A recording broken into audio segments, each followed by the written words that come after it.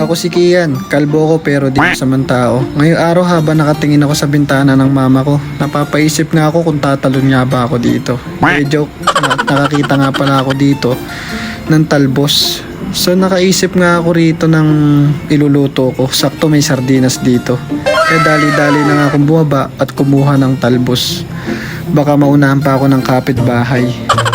So napakasarap nga mga katikas kapag meron kang tanim ng gulay sa bakuran mo. Kapag gusto mo magluto ng gulay, makakakuha ka kagad.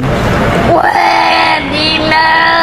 So at tapos na nga ako dito mga katikas na manalbos. Siyempre lalagyan ko nga ito ng pambansang ulam. Itong isda na nasa lata. At lalagyan ko ito ng itlog. Siyempre igigisa ko lang to sa may kamatis, sibuyas, bawang. So sinalang ko na dito mga katikas yung ating kawaling maganda. At nilagyan ko na nga yung cooking oil para makagisa na ako.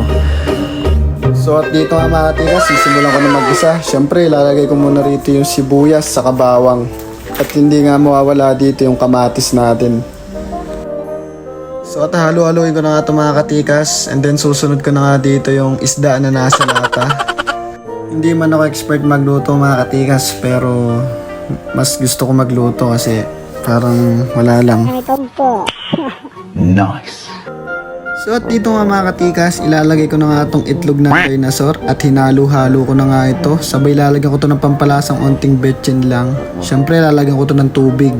And then susunod ko na nga dito yung talbos ng bayabas na kinuha natin. Hindi joke, talbos ng kamote yan. Na nakuha ko lang dito sa gedli-gedli lang yan mga katikas. So hintayin na lang natin to kumulo at pwede na tayong kumain mga katikas. So at dito nga mga katikas, after 1,000 years, ito luto na tong luto natin na sardinas na ginisa na may talbos ng kamote. So ito na yung finished product natin mga katikas. Tara kain na tayo. Pero bago tayo kumain mga katikas, syempre pasalamatan muna natin yung ating Panginoon na nagbigay ng blessing sa atin sa bawat araw. So tara mga katikas, kain na rin kayo. At simpleng ulam lang din to mga katikas, masarap na, may ulam ka na.